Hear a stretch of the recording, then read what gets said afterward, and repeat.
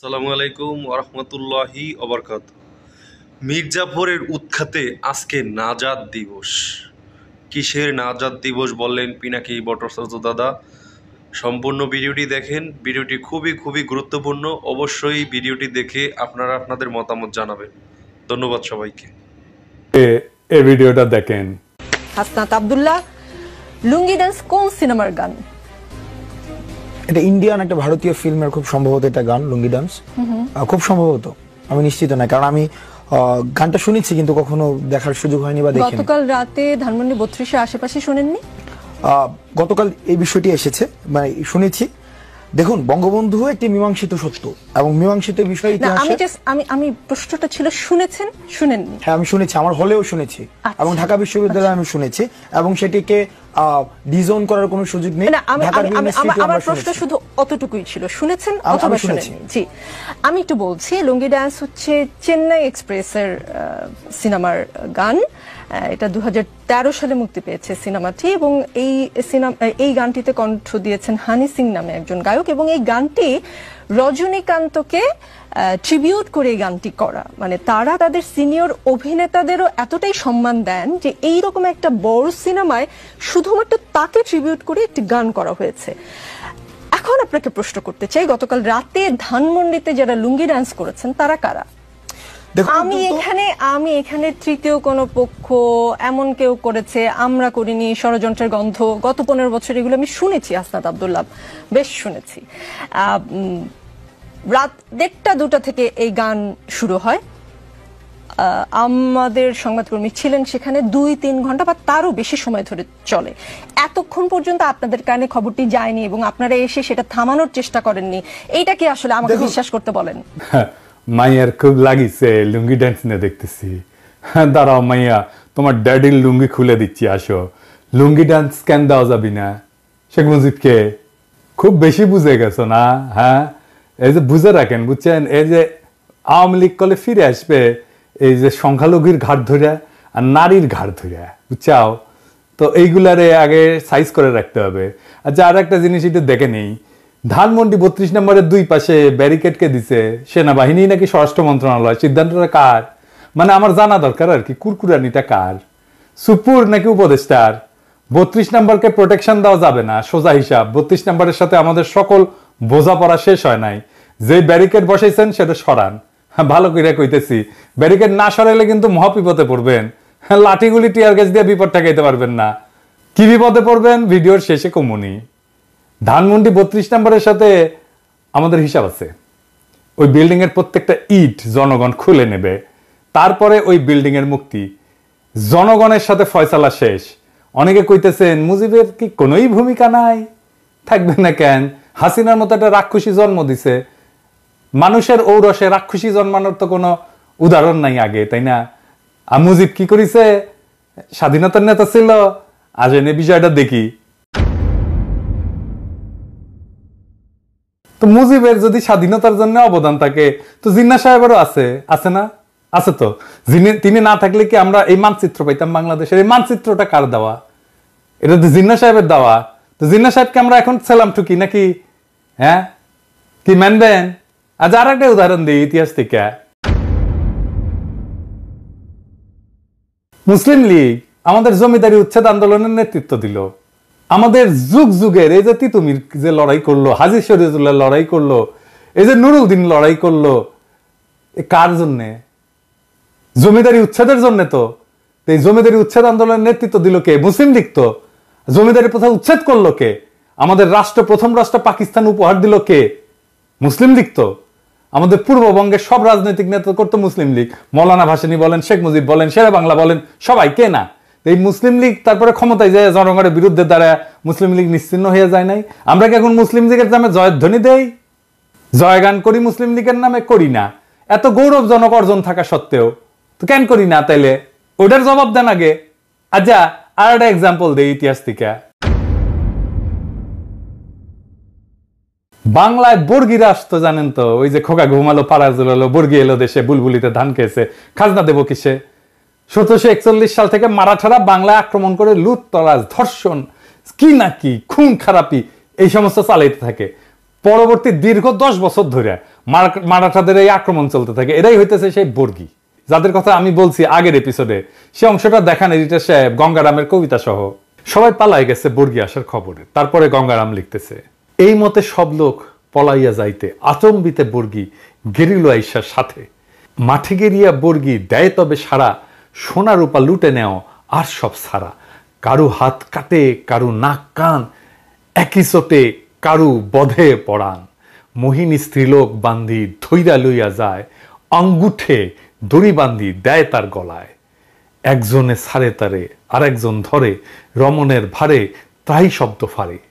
আকাশ বাতাস কান্দে, কান্দিছে পাষাণ, রাখো কৃষ্ট কালী আল্লাহ ভগবান। কি বুঝলেন? শুধু সম্পদ লুইটা মাইরা কাইতেই যাইতো না, নারীদেরকে নিদারুণ অসম্মান করত। এই ইতিহাস আপনাকে কেউ বলছে? বলেনি, বলবেও না। শুধু শুনবেন 2 লাখ মা বোনের ইজ্জতের বিনিময়ে স্বাধীনতা পাইছি, যেন এর আগে কোনো আমাদের ইতিহাস নাই। এই যে বর্গীদের অত্যাচার, এই যে বর্গীদের আক্রমণ, এই যে বর্গীদের নিপীড়ন, এটা বর্গীদেরকে কে পরাজিত করছিল জানেন? কে বাংলার অসহায় মানুষদের মুক্তি দিছিল বর্গীর অত্যাচার থেকে নিজ বিক্রমে? কে? কোন সেই বীর জানেন? জানেন না? না, নাম বললে অবাক হবেন। সে মুক্তিদাতার নাম আমরা জানি, কিন্তু তার এই অবদানের কথা আমরা কখনো বলি না, বলবো না। কেন বলবো না? কারণ সেই বীর যে বর্গীর আক্রমণ থেকে বাংলাকে বাঁচাইছিল, বর্গীদের পরাজিত করছিল, সমূলে নির্বংশ করছিল, তার নাম হচ্ছে মীর জাফর আলী খা। হ্যাঁ, সেই মীর জাফর, যে পলাশির আম্র কাননে সমস্ত সৈন্য নিয়ে নিশ্চুপ পুতুলের মতো দাঁড়াইছিল, সেই মীর জাফর আলীবর্দী খানের তরুণ সেনাপতি হিসাবে বর্গীদের পরাস্ত আর সমূলে পরাজিত করে। এই জন্য আলীবর্দী খান এতই তারে পছন্দ করত যে তার সাথে আত্মীয়তার সম্পর্ক করে এবং উড়িষ্যার শাসনকর্তা নিয়োগ করে। শেখ মুজিবও আর এক মীর জাফর। স্বাধীনতার আন্দোলনের নেতা কিন্তু বর্বর স্বৈর শাসক আর হাসিনার ফ্যাসিস্ট শাসনের আইকন। তাই স্বাধীনতা যুদ্ধের ভূমিকা যা কোনোভাবে মীর জাফরের বর্গীদের বিরুদ্ধে বীরত্বের সাথে লড়াই করার সাথে তুলনীয় না, তাকে আমাদের স্মরণীয় বরণীয় ভাবার কোনো দায় নাই। মীর জাফরের বিশ্বাসঘাতকতা তার মুক্তিদাতার ভূমিকাকে যেভাবে নিশ্চিহ্ন করে দিছে, ঠিক একইভাবে স্বাধীনতা যুদ্ধে মুজিবের ভূমিকাকে আমরা কোনোভাবেই সেলিব্রেট করতে পারি না। তার স্বৈর শাসন এবং তার ফ্যাসিবাদের আইকন হওয়া তার মুক্তিযুদ্ধের স্বাধীনতার ভূমিকাকে নিশ্চিহ্ন করে দিছে। যদি মুজিবকে সেলিব্রেট করতে হয়, তাহলে বর্গীদের বিরুদ্ধে মীর জাফরের বিরুদ্ধকে আগে সেলিব্রেট করতে হবে। তাই 32 নম্বরের প্রত্যেকটা ইট আমরা খুলে নেব, ওই বাড়ির ডিনামাইট মাইরা ধুলা মিশাই দেব। ওইটা ফ্যাসিবাদের আইকন। ওই ব্যারিকেড রাখছে না, ওই ব্যারিকেডের উপরে মুদবেন লাইন ধরে স্যাট স্যাট করে, আর প্লাস্টিকের প্যাকেটে করে কাঁচা গু নিয়ে যায়, ওর মধ্যে ছুঁড়ে মারবেন। মানুষের গু হোক, কুকুরের গু হোক, বিড়ালের গু হোক, যাই হোক, ভিতরে ছুঁড়ে মারবেন। যতদিন ওই ব্যারিকেড রাখবে ততদিন ছুড়বেন, ততদিন মুদবেন ওইটার উপরে। কোনোভাবে ওই বাড়িকে টিকতে দিবেন না। মনে রাখবেন, ওই বাড়িতে যদি সংস্কার কাজে কেউ হাত দেয়, সেই এই ফ্যাসিবাদের পুনরুত্থানের জন্য কাজ করতেছে। সেনা পাহারা যাই রাখছেন সরায় ফেলেন। জনগণের অসমাপ্ত কাজ সমাপ্ত করতে দেন। 15ই আগস্ট গণতন্ত্র মুক্তি দিবস, বাংলাদেশের মানুষ উৎসব করবে, আমরা উৎসব করব। তুই বলার কে রে? হ্যাঁ, লুঙ্গি ড্যান্স না কি করছে?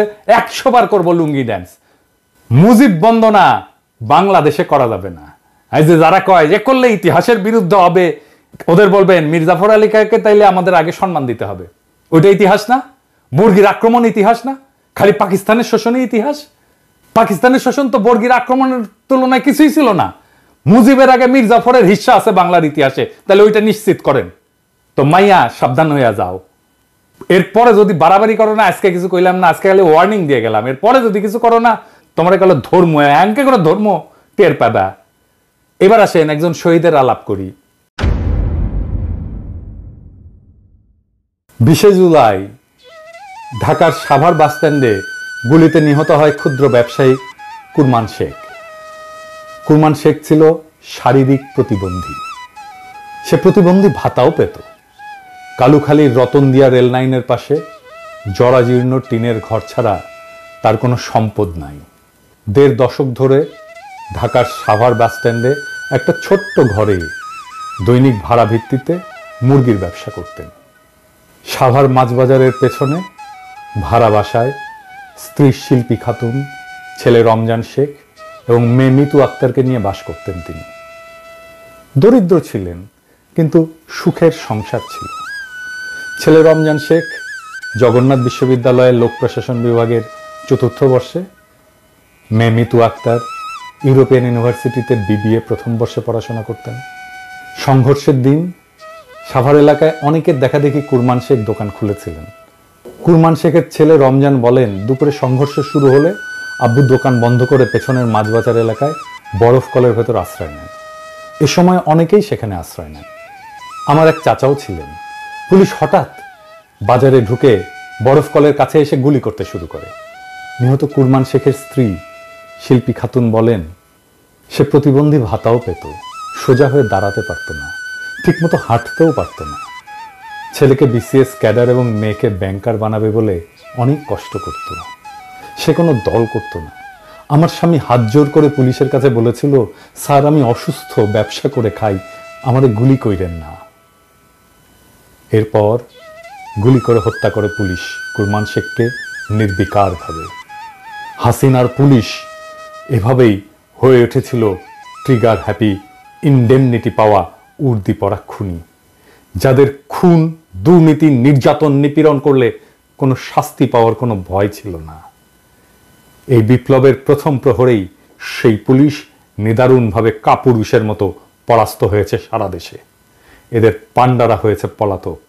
কিন্তু এই ইতিহাস আমরা লিখে যাব, বলে যাব যুগ যুগ ধরে, যেন মানুষ এই অমানুষগুলোকে চিনে রাখে, যেন মানুষ এই হাসিনার দুঃশাসনকে চিনে রাখে, যেন মানুষ হাসিনার এই রক্ত পিপাসাকে মনে রাখে। ইনকিলাব জিন্দাবাদ।